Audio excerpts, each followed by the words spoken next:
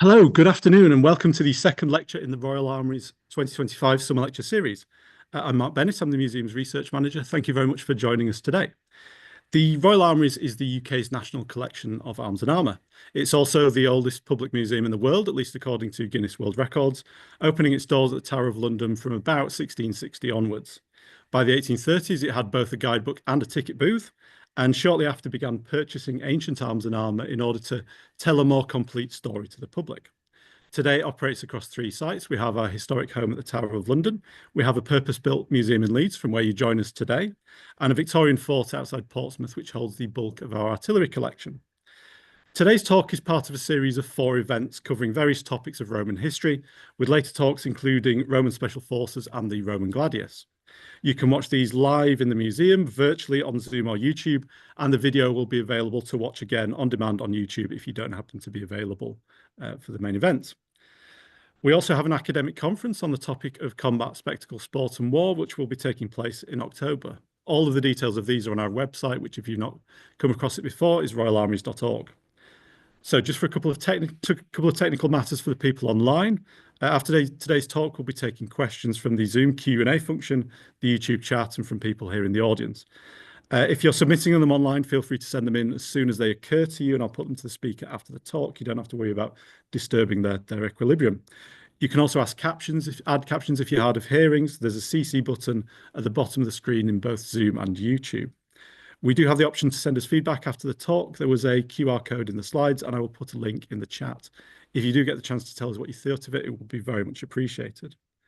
But with all those technical factors out of the way, let me introduce today's topic and speaker. Charlotte Bell is a doctoral researcher in archaeology at the University of Liverpool. Her research explores the representation and misrepresentation of women in Roman Britain. Today's talk takes as its basis archaeological evidence from somewhat further afield to explore the figure of the female gladiator. So without any further ado, over to you, Charlotte. Thank you very much for that introduction. I'm sure my slides are going to be appearing anytime soon. Yeah. So I'm really excited to be here, especially with the Gladiator exhibition that's showcased here at Leeds. Before we get into the talk itself, just a few warnings. There may be some offensive terms that comes up, and this is coming directly from the written historic records. Furthermore, there'll be an image of a skeleton. So just so you're aware of that, that's going to happen throughout the slides. So when we think about what evidence we have for female gladiators, we firstly need to ask what was normal for women at Rome, and how was it that their gender was actually practiced? And we need to do that before we really get into the nitty-gritty of female gladiators. So this gender norm varied across different provinces, so different areas across the Roman Empire. But Roman women actually had a very clear set of gendered rules, and it's what these were that defined their role and position in society. So these included things like chastity and motherhood, and that really created an image of very much high status women. But they stayed at home. They weren't in military areas, so they didn't belong in men's spaces. So their nature was thought to be quite meddlesome, and they were also thought to be needing protection from the men. However, when we look at examples of emperors, such as Emperor Elagabalus, who reigned during 218 to 222, he actually allowed his mother Julia into the Senate. So this was a space that was previously banned to women. So it was quite a big thing that he did there.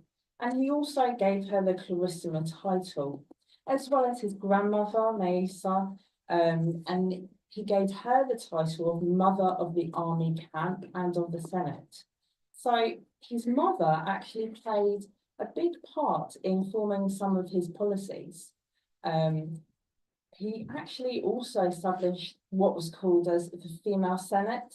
This was known as the Seneculum. But these were matrons who met on Quirinal Hill.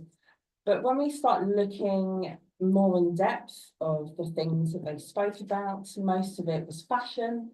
So it wasn't really an equivalent of the Senate, but something that women were allowed to do. So despite Elagabalus and the women that he put into these Senate spaces, women were majorly connected with the home. So they looked after their children, they were looking after their husband. And we can actually see this a lot in tombstones. This is where my PhD research comes in. But they were depicted very much in high status roles. So their roles as wives, their roles as mothers. So women actually got their high status through the men who put up this tombstone. So these men would have had high positions in society, and that transferred onto these women. So the way women were depicted was also written in ancient historic records. So we have a few of these. One was the Roman Tacitus, and he actually praised women's virtues, such as devotion to their children, devotion to their husband. But he really condemned women who seemed to take on men's roles, such as, female leadership in war. But he was actually against women taking on men's position and society, position and authority in Roman society. And what he does is really interesting. He uses mythology to condemn them. And we're going to look a bit at that in the relief we're going to look at later. But when we look at the historic records, especially in Roman Britain, we can see that he compared them to chthonic deities. So this was when they were attacking Britain. They could see ranks of dashed women in black attire like the Furies. So he's comparing them to these very much supernatural, otherworldly beings. And all around the Druids are lifting up their hands and to heaven and pouring forth dreadful imprecations. So they were, this is created to build that separation between Romans and the Britons. So Tacitus used that tool. He used mythology to create this image of supernatural women. And that really went against the gender for women at Rome, and that really challenged the Roman male authority. But Tacitus also described Boudica. So Boudica was the queen of the British tribe Iceni. She led a revolt in Britain against Rome in AD 60, quite well known. But both Tacitus and Dio describes her physical appearance. And this almost became a caricature, almost a character of the queen, because she so threatened the male imperium of Rome. So Tacitus and Dio's works were very biased, as most of Roman historic works are, but mainly because this was actually written 50 years after the revolt. So both would not have seen Boudica firsthand. They would not have known anyone who would have witnessed the very long speech she gave to the rest of the tribes. So they were dependent on other accounts. They were also dependent on their own opinions, very much biased opinions, to create their works. And there's one author who thinks that Boudica was actually a fabrication in the form that they recorded. So they're using mythology to represent these women, and that's not anything new. And that's really important when we start thinking about female gladiators. So I just want to give some background to gladiators, especially in Roman art.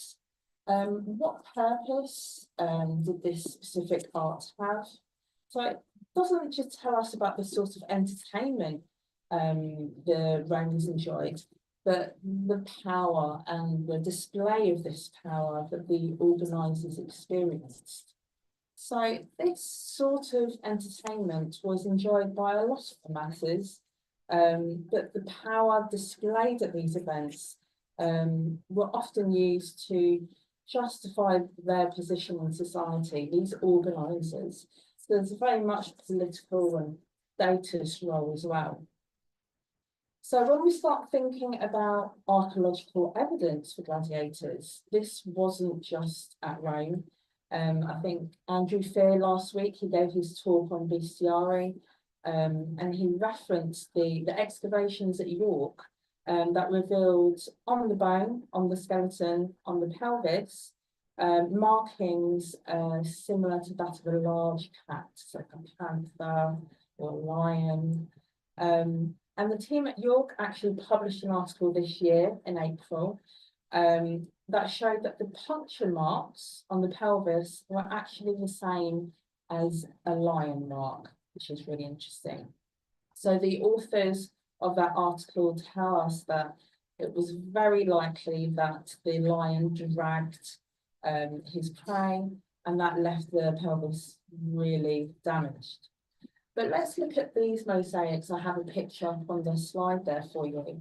And what can they tell us about bestiarii? So bestiaries are a very special type of gladiators who specialised in fighting animals. So the mosaics you can see on the screen there are at the Galleria Borghese, and they show gladiators with large hats. And we can see that in the floor mosaic there, which shows two gladiators, and they're surrounded by a group of panthers, most of which are in the process of being killed or already killed.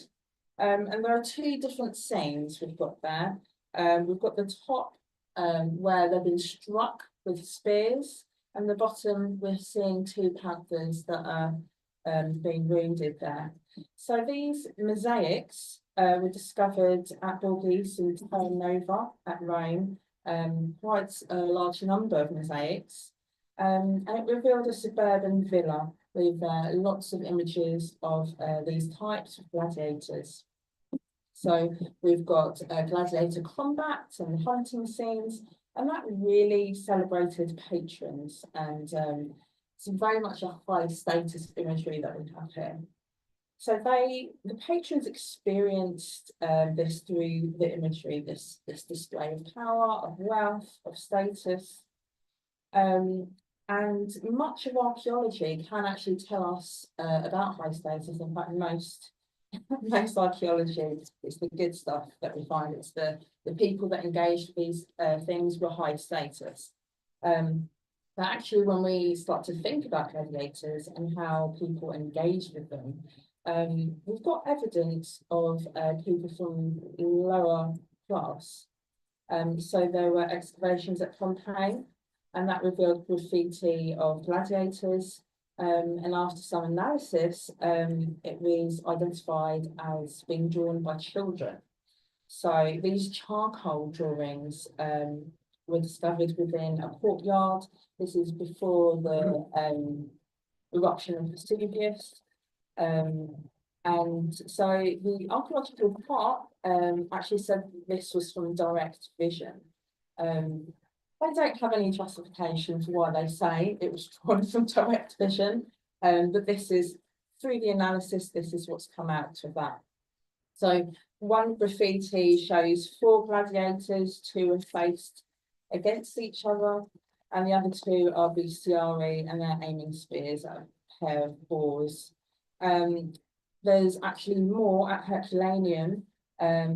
Thousands of graffiti have been discovered there, and it's still today in the process of being analysed, which I believe you can access that online, but it's still being analysed today. So that's just so many. One of the gladiators in the graffiti that we see is called Siladus, the Thracian, and he was described as a heartthrob, as he was the pride of the girls. They fancied some of the gladiators in this sense. So the graffiti is really important. It tells us a lot about the games, and it can really tell us information about the lives of the everyday people within these regions, how they engaged with these gladiators. They clearly supported them, they clearly fell in love with them. So actually it is quite important when we look at more of the low class sources that we have. So here we have two very different types of evidence for gladiators, and that can tell us how they viewed them and how the imagery was used as well, and that it was used by all social classes, so everyone was involved in this. But it can also tell us about this violent type of entertainment and the audience who watched it, which also included children.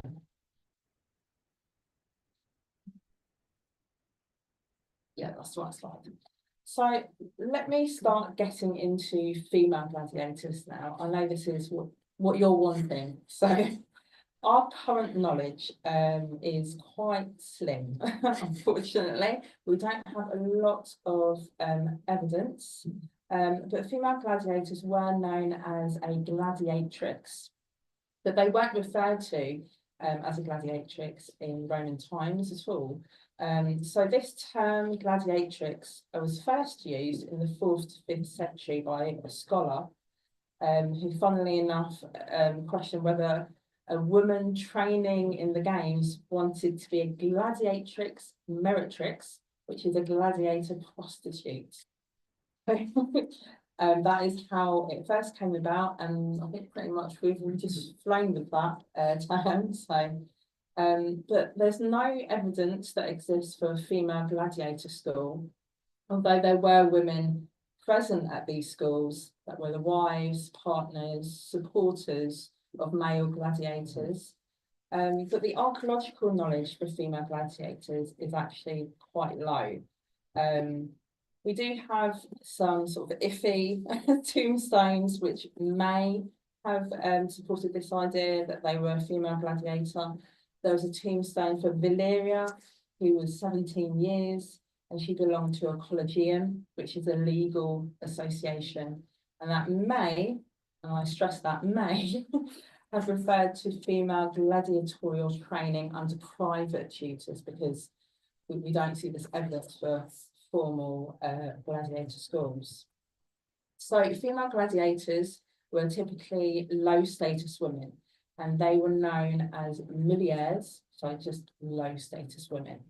And we can see that in another inscription at Rome, and it was a local magistrate who erected this inscription and said he provided women of the sword.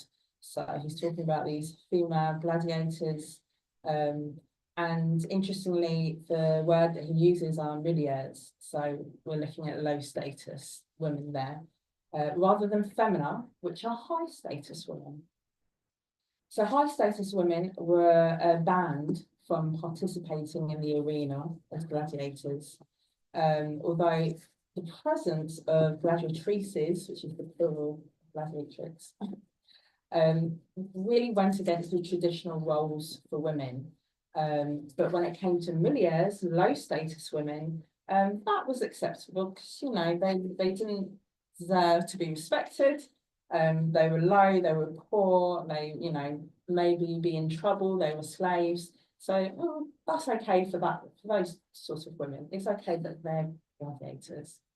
So let's now look at the historic evidence. So the written sources we have a lot more of than we have archaeology.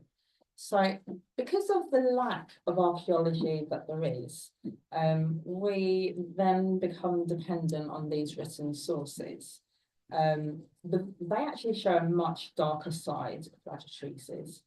So when we look at Emperor Domitian, his reign in 81 to 96, so Dio, the Roman historian, he tells us he would frequently stage the games at night, where he would pit dwarfs and women against each other. So we can see that there's a type of novelty coming in with this entertainment. They were often paired with individuals with dwarfism. So the poet Statius tells us that women were trained to fight with a sword, and then people with dwarfism would come and then fight amongst them. And then we get a lot of games at night. So female gladiators fighting at night, under torchlight. And then animals were introduced. You know, they just want to make it as crazy and out there as they possibly can, these women. And the craziness is, and whether this actually occurred or not, or whether, you know, they exacerbated it to make it sound amazing, there was a battle between cranes, elephants. 9,000 animals, both domestic and wild, were killed by women, female gladiators. So, okay, 9,000. That's a significant number of animals. So Domitian wasn't the only emperor who used gladiatrices. So in AD 66, Nero, he had Ethiopian women, men, and children fight to impress King Tiridates I of Armenia. So although novelty acts like these were meant to entertain the people, but it was also used for the benefit of the emperor. So they used it for political gain, and for gladiatrices, that was no exception. So they wanted to create larger and bigger and better games than previous emperors did. And there was a competition really against who made, you know, the most spectacular and crazy and exotic games possible. And women were a part of that.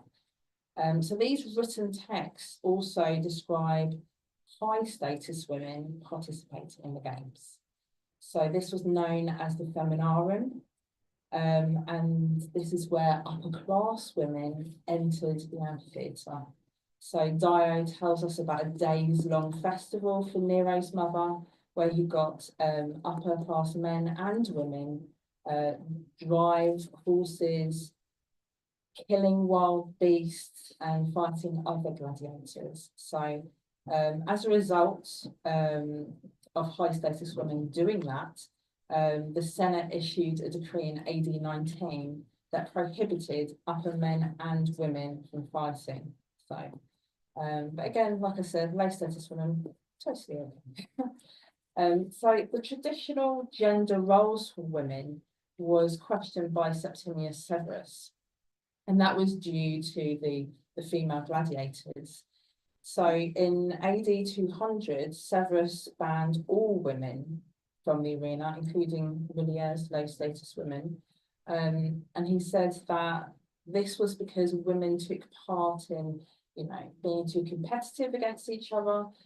Jokes were being made about very high status, distinguished women. So it was forbidden for any woman at all to be fighting in single combat. So Severus, what he really wanted to do was uphold this concept of the traditional roles for women, that they, you know, they cook, they stay at home, they're devoted to their children, they're in this space of home.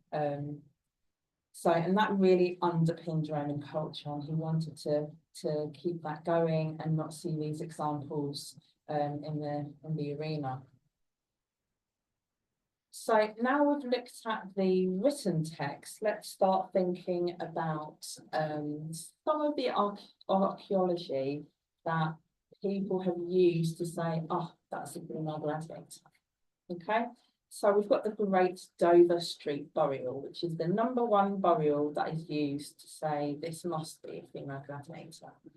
So, as I said before, there's not much evidence for female gladiators. However, most of the time the archaeology used is burials to try to say this was a female gladiator. This one was found in Southwark in London, and it was discovered near Great Dover Street, hence the name. And the grave goods included 8 oil lamps, one of which included an image of a fallen gladiator. And I believe if you go to the Gladiator exhibition, you'll find an example of that in the display case, these little oil lamps with these images on them. So there were also fragments of the funerary feast. So that included dates, figs, chickens, and a dove. So we're looking at quite a high status burial there. 8 lamps is, more than you would expect, as well as seeing the remnants of this funerary feast. So the Museum of London, who brought this to the public's attention, they said this must be a female gladiator, based solely on the gladiator lamp, the grave wealth, and the position of the cremation, because it was the cremation was placed at the very edge of this burial deposit. So that was the basis for thinking this was a female gladiator. But fallen gladiators were usually richly disposed of, which included enemies of the estate, not the estate, and unredeemed victims. So actually gladiators are pretty difficult to archaeologically identify in burials.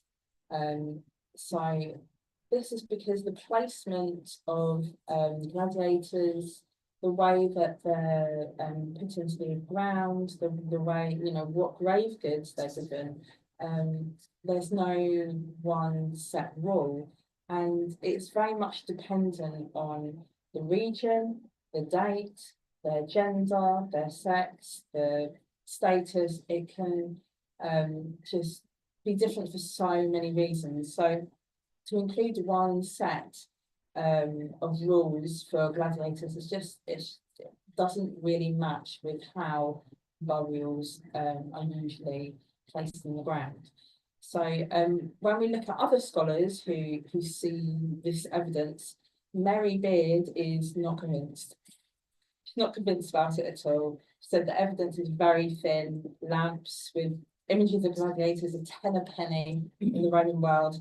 And we don't know whether they were usually buried inside or outside cemeteries. So another scholar, Lindsay Allison James, she's a leading expert on Roman women, also disagreed and somehow decided that the gladiator was, the skeleton was African. I don't know how she came to that conclusion, but so although there is evidence for gladiators in Roman Britain, as I said, with the skeleton at York, these are usually influenced by contemporary assumptions rather than critical analysis. And when we're looking at archaeology, we need to be really on top of critical analysis and let the evidence guide into these interpretations. So the desire to find a female gladiator in a burial usually comes first before the actual evidence. Okay, and there's a second burial, and this is at Creedon Hill in Bedfordshire. Creedon Hill in Bedfordshire, and this skeleton, when it was analysed, showed muscular markings that at first the archaeologists thought this must be male because men are very physical and they do lots of stuff. But when they identified the sex, they used the pelvis and the skull, which is what you usually use to determine the sex. They discovered that it was female. And this was another relatively high status. There were offerings of beef and a fired pot that were found from the grave. But unlike the Great Dover Street burial, no images of gladiators. So the muscular markings of the skeleton was used solely to say this was a gladiatrix. So my own PhD research, I look at women in Roman Britain in burials, and something that has come out of that is muscular markings on female skeletons was actually pretty common. And this really showed that they were very physically active, they led a very physically demanding life. Doesn't necessarily mean they were a gladiatrix. So we really need to start thinking critically about these skeletons and consider other avenues rather than letting popular culture and our assumptions go straight to gladiator. I would love, don't get me wrong, I would love to, there would be evidence for a female gladiator in a burial, but again, it's very, very difficult to do that. Okay, and this is a very exciting one. it's a female gladiator statuette. And it shows a bit more promise than the burials. It's currently at Hamburg, and it's a Roman manufacture dating to the 1st century AD. And as you can see, it depicts a woman wearing a loincloth. She has her left arm raised, and she's holding a very small curved object. But you can see she's, well, actually you can't see because the image is a bit cropped there. She has a bandage around her knee, but the object was up for debate. Was it a strigil? Was it a seeker? So let me just go into that. The strigil, usually used during sort of the bathing process, was used to scrape dirt and sweat off, you know, the skin, usually by male athletes, the wealthy, and soldiers who were particularly, you know, physical. And then the seeker was a curved dagger that the gladiator type Thrax actually used. So although the object, I don't know if you can move that, but There we go. there's the object. So it's curved. So although it resembles a strigil, the body positioning of the woman there is usually a stance taken by gladiators. If you can see, her face is cast down, and it looks as though she's glancing down at her defeated rival. Also, she's bare-chested. And you can see those little marks that are meant to represent her breast. So we know that this is a woman, as well as, you know, her hair. And so that's very similar to the relief that I'm going to talk about in a minute. And you can see that the bandage on the knee as well was also used by gladiators, and they wore strips of leather or fabric, and that was used for protection in the games. So I would say that it's likely that she was a gladiator, but I would love your opinion on what you think. If you can see something that I can't, I'd love to talk to you about it. So now we're getting to the nitty-gritty, we're getting to the relief, okay? So we have 2 female gladiators here, and we know that they are gladiators. Just look at them, basically. So this was found at Helicarnassus in Turkey, dating to the 1st or 2nd century AD. And at the bottom of the relief, you can see their names. We've got Amazon, and then we've got Achillea. That they were probably not their real names. Okay, let's be honest, because of the myth that is being referenced. And I will go into the myth so you know about it. The relief shows both of them facing each other. They're wearing greaves, which were used to protect the shins, and they're also carrying large shields. And if you can see at the bottom on the left and the right, we have small little heads, and these were spectators, and they're watching them. And above the name, they're standing on the platform there. So the inscription that's carved over the relief at the top, the missio, which means that they were either released from service or they were discharged after a draw. And the way that their physical appearance is represented is they were known as scutari. They were shield carriers, and they were also considered, I'm going to butcher this word, provocatus, who resembled a legionary soldier, and they carried a short sword. Okay, they were both bare-chested. And some scholars believed that this was used to erotically attract the male audience. But male gladiators were also bare-chested, as you can see in the mosaics. So Achillea and Amazon's top half nudity, I think, was because they were gladiators. That doesn't mean to say that men weren't aroused. you know, by them. But their names, Amazon and Achillea, tells us the myth that they most likely reenacted in the games. So the myth of Achillea, and the Amazon queen of Penthesilea. So Penthesilea was the daughter of Ares and the Amazon queen Otrera. And she led the Trojans, she helped the Trojans against the Greeks, and she was motivated for her own redemption after accidentally killing her sister Hippolyta. So during the battle, she's in this battle, and she meets with Achilles. Achilles kills her with a spear thrust, okay? And after he kills her, the helmet just falls from her face. And she is beautiful, okay? She's stunning. And Achilles falls in love with her at the moment of her death, okay? He's like, oh my God, what have I done? I've killed this beautiful woman. But a Greek soldier, Thersites, later mocks Achilles for grieving over Penthesilea, which incidentally Achilles later kills him over. So this imagery of Achilles and Penthesilea was very popular, was known in society, and was also used to decorate Greek pottery. And they were usually depicted in battle. So this imagery shows the gladiatrices facing each other, ready to fight. You can see their names, these characters, these myths that they reenacted.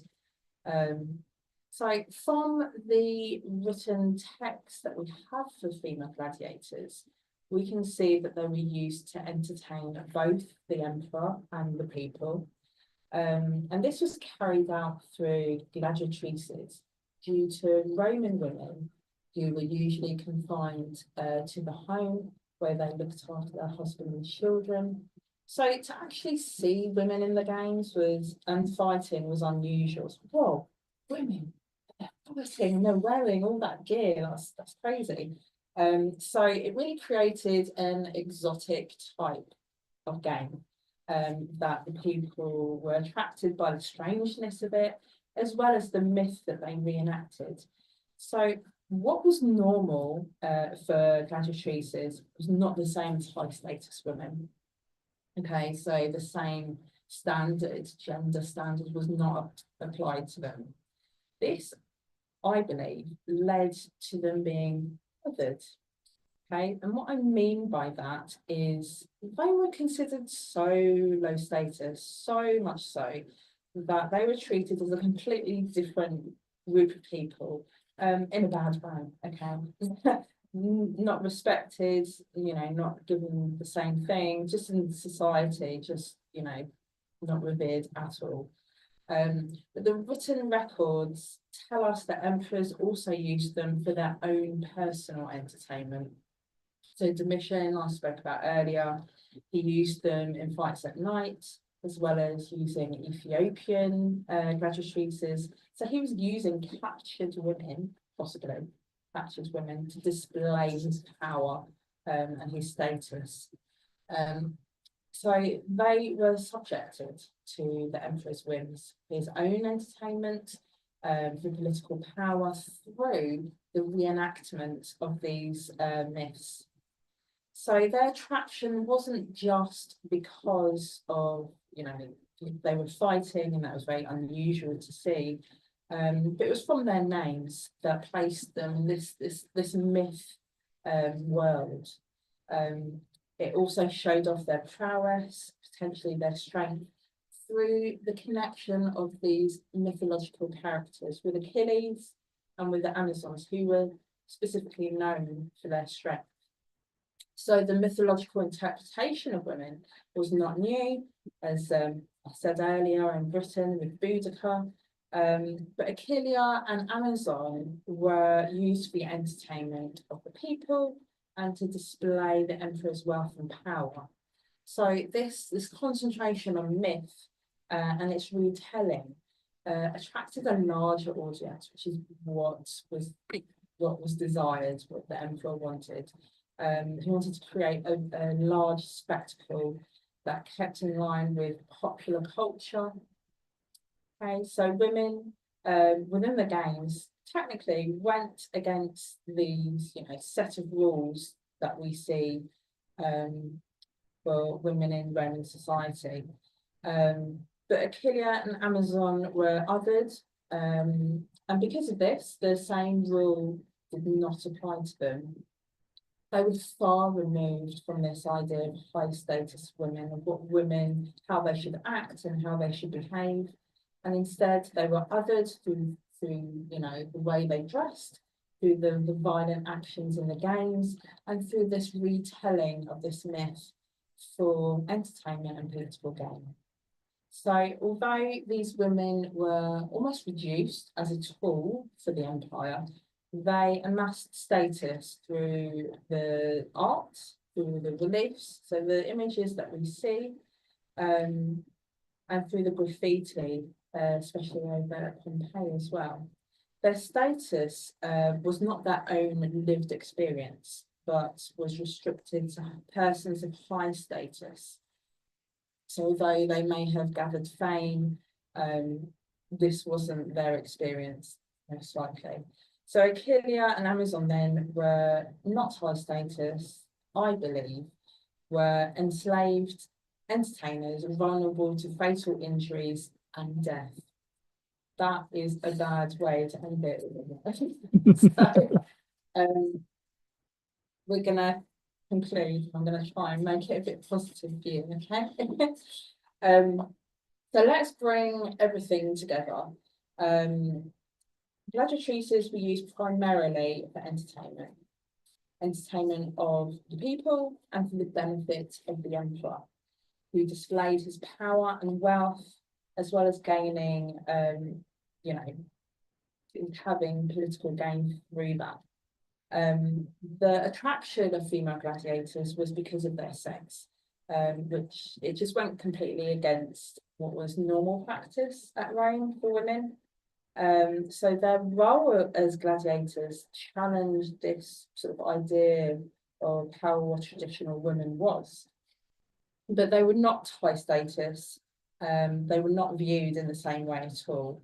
Most of them were mulieres. I know we have examples of high status women who had engaged, but that was quickly banned. Quickly, that's nipped in the bud, that was. But most of them were low status women. And there was a time, so we need to start thinking about what type of women then were connected with the games. There were two different types. We've got the female gladiators, and then we also have female fans. So female fans of the games may have led to women wanting to enter the arena and to fight as a gladiator. And we do have the written records to say that this was happening. But female gladiators, these low status women, had a different experience. They were used for entertainment and for the emperor displaying his power and his political status. And this placed them in very dangerous surroundings, obviously. As a result, their lived experience as a woman was controlled and reduced and used for entertainment and for the benefit of the emperor. So there's a definite lack of archaeology, like I said, and this really hinders our description of them. But from the historic records, it's really easy to place them in a victim box.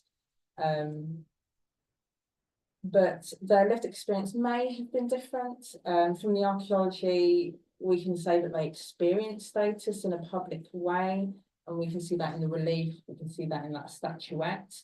The skeleton with the lion marks was male, but it gives us an example in Roman Britain to say that these gladiators were vulnerable to serious injuries and death.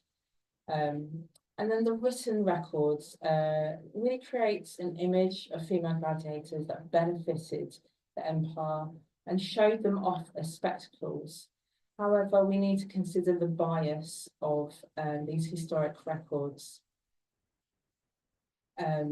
So I think Andrew Fear commented last week about the skeleton at York may not have been the result of being a gladiator, which is very interesting, but of an accident. So this is when I'm talking about critical analysis and considering other avenues for, things such as this. So it's easy to place our own beliefs and opinions onto skeletons, which may not have been their experience at all. So from my talk today, I hope that you will gain the sense of critical thinking, maybe, in the archaeology we see that are discovered every day. The written text can provide us with factual information in the involvement of the games.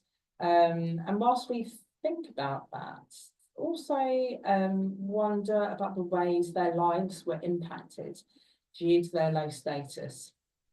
If you plan on visiting the exhibition, the Gladiator exhibition, as you go around the displays, just take a moment to think about the women who are present, because they usually are lost to history in very much a male-dominated society. Thank you.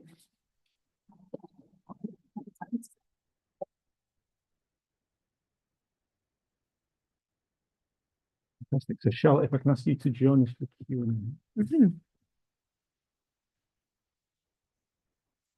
Lovely. Shift.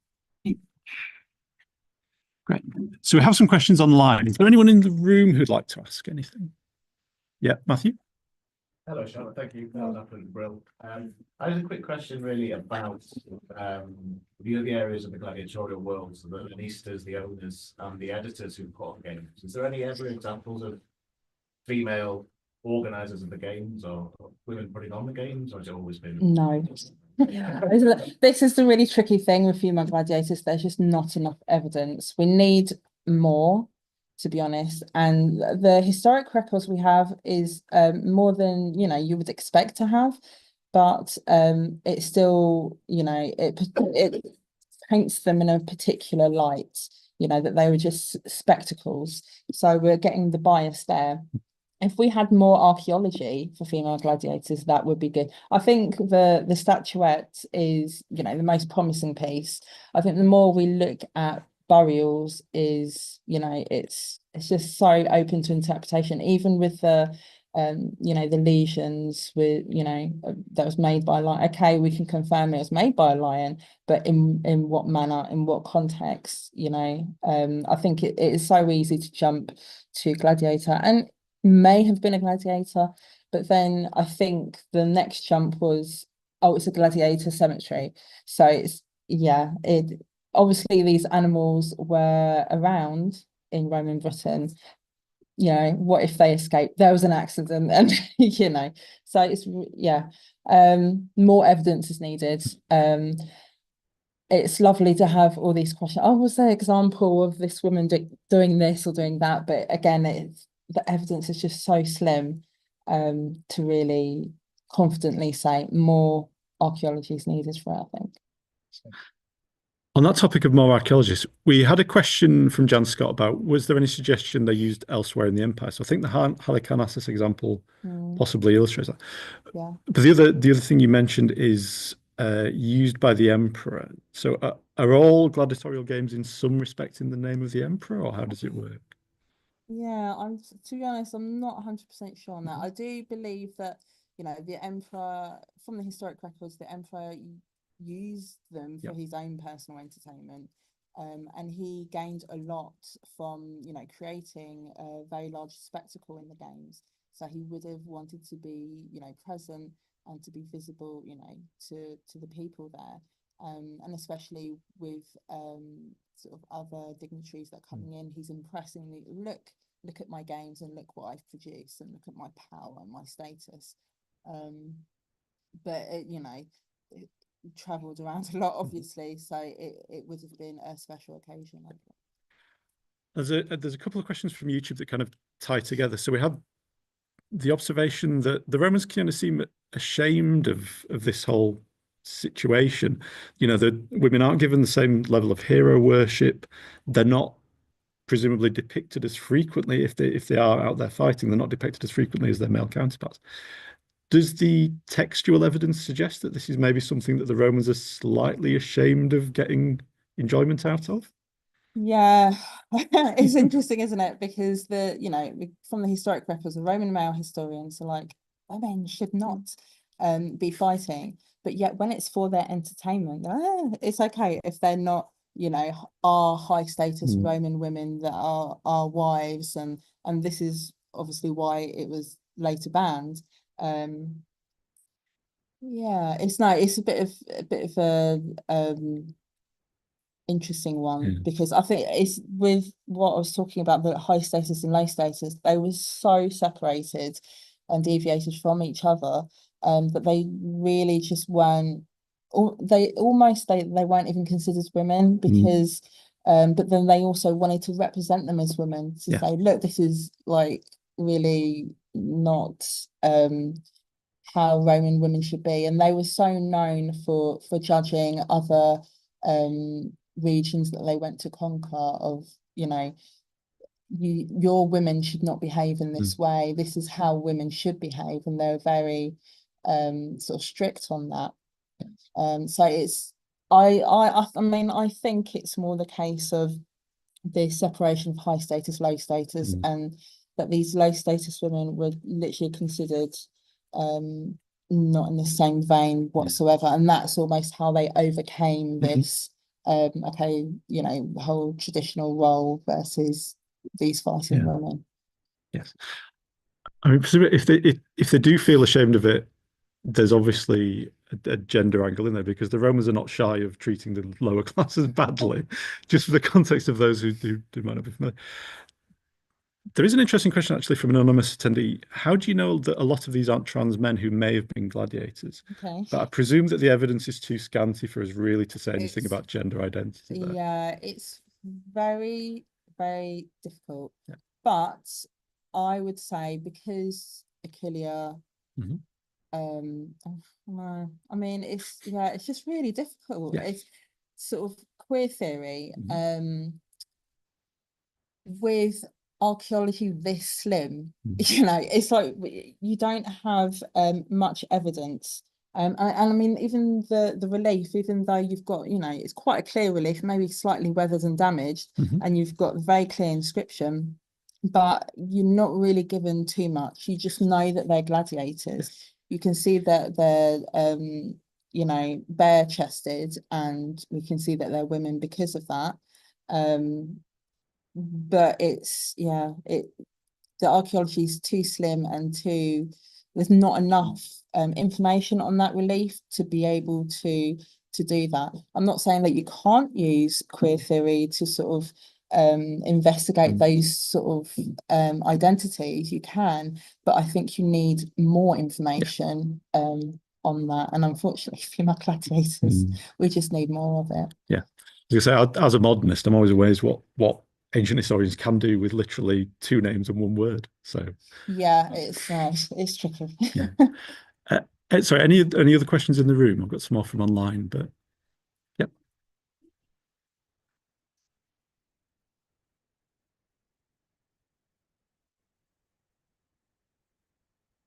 Good question. Just for the benefit of those online, that was it. Is the phenomenon of female gladiatorial combat empowering or otherwise? It's because in my talk, I very much put it from the other side, didn't I? That they were othered, that these were low status, they were vulnerable to injuries and death, and that was it was a part of their lives. But most female gladiators were slaves, so they would have been forced, most likely into this situation, unlike the high status women who gladly volunteered for it, and they probably were empowered because they had that high status, that they had the ability to do that. They were probably empowered anyway through money from their husband, but these women didn't have the option. I personally don't think that they were empowered, and they were stuck in this certain area, and so all these imagery that is being put up, the reliefs and everything, would they have seen them?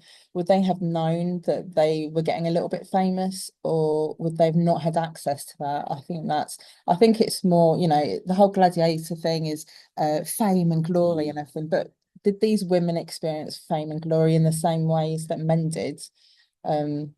Possibly not, but it's definitely a good angle to look at it from. But I mean, for my own research, I was really hoping for female warriors in Roman Britain, and I didn't get it. And that is just what I want to see. I want to see empowered women in ancient history, and unfortunately, the case is they suffered difficult lives. And I think it's important to be aware of that, and to know that, and to really raise them up and talk about women more in ancient society. Yes. And on that note, just a very quick one from my line for clarification. Any reference to women in other military roles in the Roman Empire? None that I'm aware of, but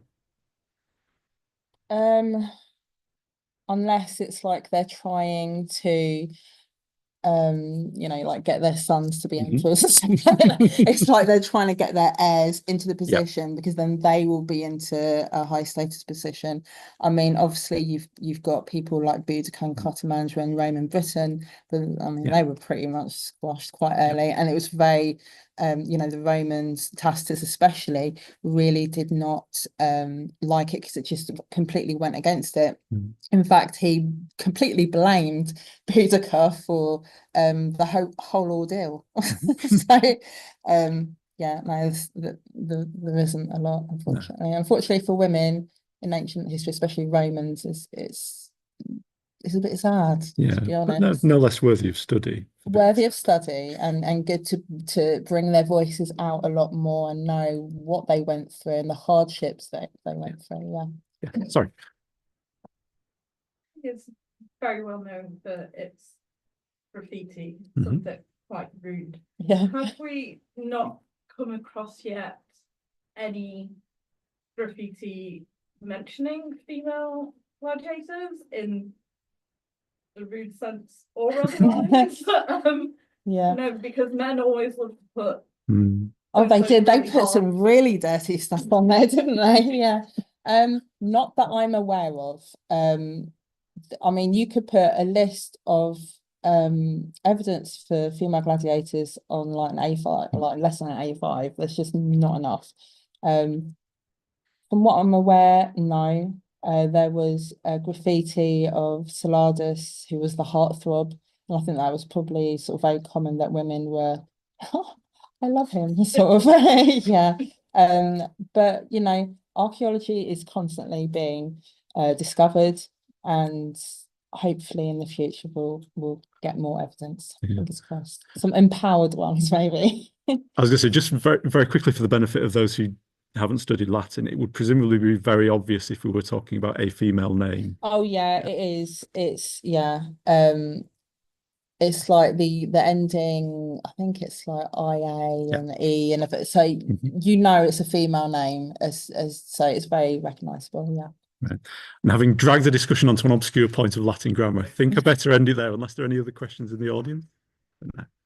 So I'd just like to say thank you again to Charlotte for today's talk.